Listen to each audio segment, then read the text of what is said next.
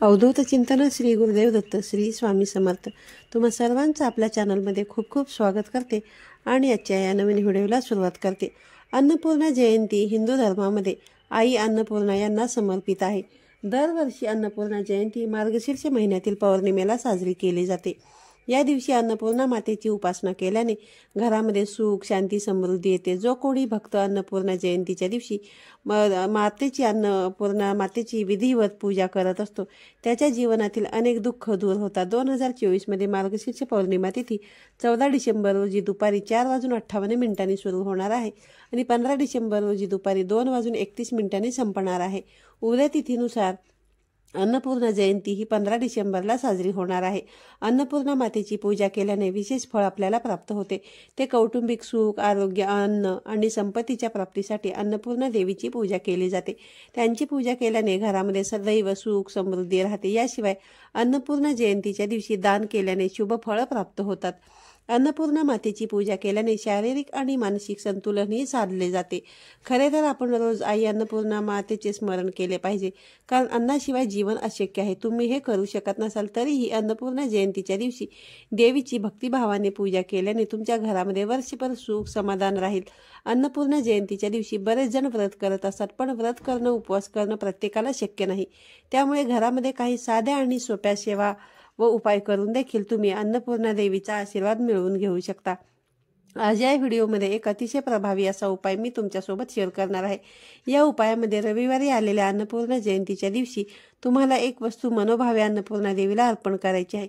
ही वस्तू अर्पण केल्याने घरामध्ये धनधान्य संपत्ती काहीच कमी पडणार नाही आणि घरामध्ये सुख समृद्धी येईल, घराची भरभरून प्रगती होईल। तर हा उपाय कशा प्रकारे करायचा, देवी अन्नपूर्णेला केलेल्या वस्तूंचं नंतर काय तुम्हाला करायचं आहे, ही संपूर्ण माहिती जाणून घ्यायची असेल तर व्हिडिओ स्किप न करता शेवटपर्यंत पहा। चॅनलवरती नवीन असाल तर नक्की सबस्क्राईब करा आणि असेच माहितीपूर्ण व्हिडिओ पाहण्यासाठी बेल आयकॉनलाही क्लिक करा। त्यामुळे जेव्हा कधी आपले नवीन व्हिडिओ अपलोड होतील तेव्हा त्याचं नोटिफिकेशन सर्वात आधी तुम्हाला मिळेल आणि तुमचा एकही व्हिडिओ मिस होणार नाही। सगळ्यात महत्त्वाचं म्हणजे हा जो उपाय आपल्याला करायचा आहे, या उपायासाठी आपल्याला देवघरामध्ये अन्नपूर्णा देवीची मूर्ती असणे आपल्या आवश्यक आहे। तुमच्या देवाऱ्यामध्ये जर अन्नपूर्णा देवीची मूर्ती अजूनही स्थापन केलेली नसेल तर मार्गशीर्ष पौर्णिमेच्या दिवशी तुम्ही अन्नपूर्णा मातेची मूर्तीची स्थापना जी आहे तर ती तुमच्या देवघरामध्ये करू शकता। ही मूर्ती तुम्ही पंचधातूची घेऊ शकता किंवा पितळेची देखील घेऊ शकता, अगदी चांदीची देखील तुम्ही ही मूर्ती घेऊ शकता। आता मूर्ती घेतल्यानंतर तिची तुम्हाला प्राणप्रतिष्ठा करायची आहे। आधीपासूनच तुमच्या देवाऱ्यामध्ये जर मूर्ती असेल तर हा उपाय कशा प्रकारे करायचा हे जाणून घेऊया। अन्नपूर्णा जयंतीच्या दिवशी पहाटे लवकर उठायचं आहे। उठल्यानंतर आपल्याला घराची स्वच्छता करून घ्यायची आहे। या दिवशी तुम्हाला घराच्या अंगणामध्ये हळदीच्या पाण्याने सडा टाकायचा आहे। त्यानंतर आंघोळीच्या पाण्यामध्ये देखील तुम्हाला चिमूटभर हळद आणि गंगाजल टाकून आंघोळ करायची आहे। आंघोळ केल्यानंतर उंबरठ्यावरती हळदीचं लेपन देखील करायचं आहे। घराच्या मुख्य प्रवेशद्वारावरती स्वस्तिक हे शुभचिन्ह काढायचं आहे। त्यानंतर तुम्हाला देवपूजा करायची आहे। पौर्णिमा असल्याने देवघरातील वस्त्र बदलावे। देवघरामध्ये गंगाजल स्वच्छ करून घ्यायचं आहे। तुम्ही या दिवशी उपवास करणार असाल तर जरूर व्रत करण्याचा संकल्प करा। पूजेपूर्वी पूजेच्या ठिकाणी देवी अन्नपूर्णेची मूर्ती किंवा फोटो घेतला तरी देखील चालेल। फोटो असेल तर फोटोला तुम्हाला पुसून घ्यायचा आहे आणि मूर्ती असेल तर मूर्तीवरती अभिषेक करायचा आहे आणि नवीन मूर्ती आणली असेल तर अशाच प्रकारे तुम्हाला तिची देखील स्थापना करायची आहे। तर आता हा उपाय करण्यासाठी सर्वप्रथम देवघरासमोरील दिवा प्रज्वलित असावा। इतर देवी देवतांची आपल्याला पूजा करून घ्यायची आहे। धूप दीप अगरबत्ती ओवाळून घ्यायचं आहे आणि त्यानंतरच अन्नपूर्णा देवीच्या मूर्तीला आपल्याला एका ताम्हणामध्ये घ्यायची आहे। एक आसन आपल्याला घ्यायचे आहे। आसनावरती आपल्याला बसायचं आहे। थोडंसं आपल्याला पाणी घ्यायचं आहे। त्याचबरोबर पंचामृत घ्यायचं आहे। पंचामृत नसेल तर तुम्ही दूध सुद्धा घेऊ शकता। आता अन्नपूर्णा देवीची मूर्ती जी आहे तर ती आपल्याला ताम्हणामध्ये ठेवून घ्यायची आहे आणि या मूर्तीवरती आपल्याला अभिषेक करायचे आहे। अभिषेक तुम्ही 11 पळी पाण्याने 11 पळी दुधाने किंवा पंचामृताने आणि पुन्हा 11 पळी पाण्याने असा अभिषेक करायचा आहे। अभिषेक करत असताना तुम्ही नवार्ण मंत्राचा जप करू शकता किंवा मग तुम्ही ओम अन्नपूर्णा दैवे नमः या मंत्राचा जप करत देखील 11 वेळा पाण्याने 11 वेळा पंचामृताने किंवा दुधाने त्यानंतर पुन्हा 11 वेळा पाण्याने तुम्हाला अभिषेक जो आहे तर तो करून घ्यायचा आहे। हा अभिषेक करून झाल्यानंतर तुम्हाला देवीला स्वच्छ पाण्याने धुवून पुसून घ्यायचा आहे। तिला स्वच्छ कोरडं करायचं आहे. त्यानंतर तुम्हाला हा उपाय जो आहे तर तो करायचा आहे.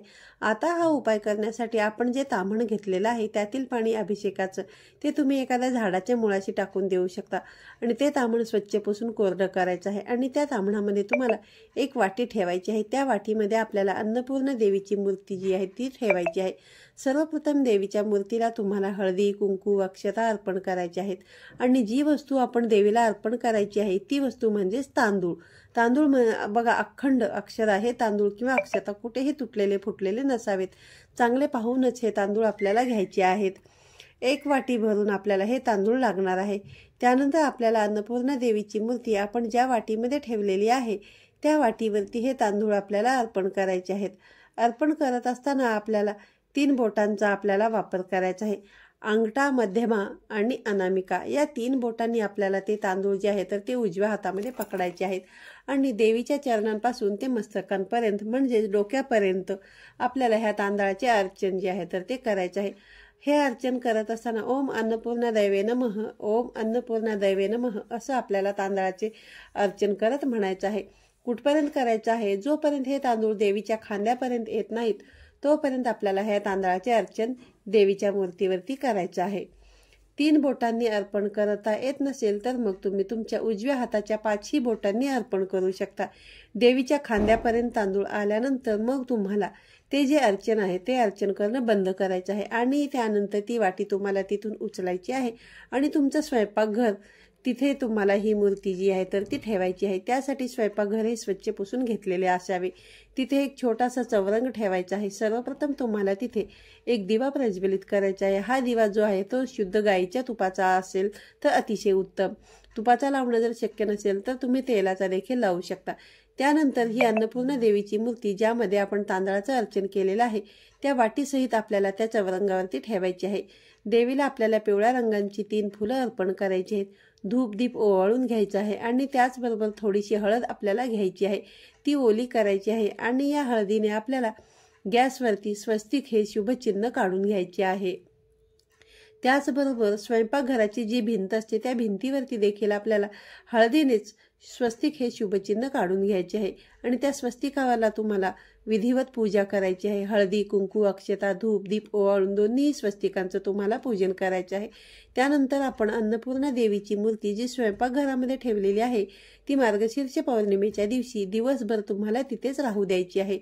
त्यानंतर तुम्हाला संध्याकाळी काय करायचं आहे की ती मूर्ती तुम्हाला तिथून उचलायची आहे आणि जे तांदूळ तुम्ही ते अर्चन केले होते त्या तांदळातून ती मूर्ती अलगद उचलायची आहे. आणि नेहमीप्रमाणे देवघरामध्ये ज्या वाटीमध्ये तुम्ही अन्नपूर्णा देवीची मूर्ती ठेवता त्याच तांदळामध्ये तुम्हाला ती पुन्हा ठेवून द्यायची आहे. पण त्यावरती आपल्याला अजून एका वस्तूंचं अर्चन जे आहे तर ते देवीच्या मूर्तीवरती करायचे आहे. आणि हे अर्चन म्हणजेच कुमकुमार्चन करायचं आहे. पौर्णिमेच्या दिवशी अन्नपूर्णा देवीच्या मूर्तीवरती कुंकुमार्चन हा विधी व्हायलाच पाहिजे. संध्याकाळी दिवे लागणीच्या वेळेस तुम्ही कुंकू घ्यायचं आहे आणि कुंकू जे आहे तर ते देवीच्या चरणांपासून मस्तकांपर्यंत नवार्ण मंत्राचं पठण करत हे कुंकुमार्चन तुम्हाला करायचं आहे. 3 बोटांमध्ये कुंकू घ्यायचं आहे आणि तुम्हाला ओम ऐं ह्रीं क्लीं चामुंडाय विच्चे असं म्हणत देवीच्या चरणांपासून ते मस्तकांपर्यंत कुंकुमार्चन करायचं आहे.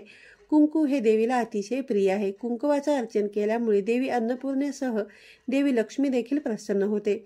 म्हणून हे अर्चन तुम्हाला करायचे आहे. 11 वेळा तुम्ही करू शकता, 16 वेळा करू शकता. आणि हे अर्चन करून झाल्यानंतर देवीची मूर्ती कुंकुवामधून उचलायची आहे आणि ती तुम्हाला तांदळाच्या वाटीमध्ये ठेवायची आहे. आता ह्या कुंकवाचं काय करायचं आहे तर ते बघ, हे जे कुंकू आहे ते तुम्ही एखाद्या डबीमध्ये भरून ठेवू शकता. आणि जेव्हा कधी कोणत्याही शुभ कार्यासाठी तुम्ही घराबाहेर पडणार आहात किंवा कोणत्याही महत्त्वाच्या कामासाठी जाणार असाल त्यावेळेस हे कुंकू तुम्हाला तुमच्या कपाळी लावून जायचं आहे. यामुळे तुम्हाला सर्व कामांमध्ये यश मिळतं. इतकं हे प्रभावी कुंकू असतं. त्यामुळे ते तुम्ही एका डबीमध्ये भरून ठेवायचं आहे. त्याचबरोबर आपण तांदळाचं देखील देवीला अर्चन केलेलं होतं आणि त्या तांदळाचं काय करायचं तर दुसऱ्या दिवशी म्हणजेच अन्नपूर्णा जयंतीच्या दुसऱ्या दिवशी तुम्हाला त्या वाटीतील तांदूळ जे आहेत ते थोडेसे तुम्हाला तुमच्या तांदळाच्या डब्यामध्ये टाकायचे आहेत आणि थोडेसे तांदूळ तुम्हाला पक्ष्यांना खायला घालायचे आहेत. असं केल्याने धनधान्य संपत्ती काहीही कधीही तुम्हाला कशाची कमतरता भासणार नाही. देवी अन्नपूर्णेचा आशीर्वाद जो आहे तर तो तुमच्यावरती सदैव राहील. मार्गशीर्ष पौर्णिमेच्या दिवशी ते देवी तत्व जे आहे तर ते सक्रिय झालेलं असतं. त्यामुळे ज्या काही सेवा उपासना तुम्ही कराल ना त्याचं फळ हे तुम्हाला नक्कीच मिळत असतं. अन्नपूर्णा जयंती ही अतिशय महत्त्वाची आहे. त्यामुळे जर अजूनही तुम्ही देवाऱ्यामध्ये अन्नपूर्णा देवीची मूर्ती ठेवलेली नसेल तर नक्कीच तुम्ही रविवारी आलेल्या अन्नपूर्णा जयंतीच्या दिवशी तिची स्थापना देवाऱ्यामध्ये करू शकता. आणि अशाच प्रकारे अन्नपूर्णा देवीला जयंतीच्या दिवशी तुम्हाला तांदळाचं आणि कुंकवाचं अर्चन जे आहे तर ते करायचं आहे. तर अशा प्रकारे काही सेवा तुम्हाला आपल्या घरामध्ये करता येतील. तर आजच्या या व्हिडिओमध्ये सांगितलेली माहिती तुम्हाला आवडली असेल तर व्हिडिओला लाईक करा, शेअर करा, सबस्क्राईब करा आणि अशाच नवीन आणि माहितीपूर्ण व्हिडिओ पाहण्यासाठी आपल्या चॅनलला सबस्क्राईब करा. पुन्हा भेटूया नवीन व्हिडिओमध्ये. तोपर्यंत सर्वांना श्री स्वामी समर्थ.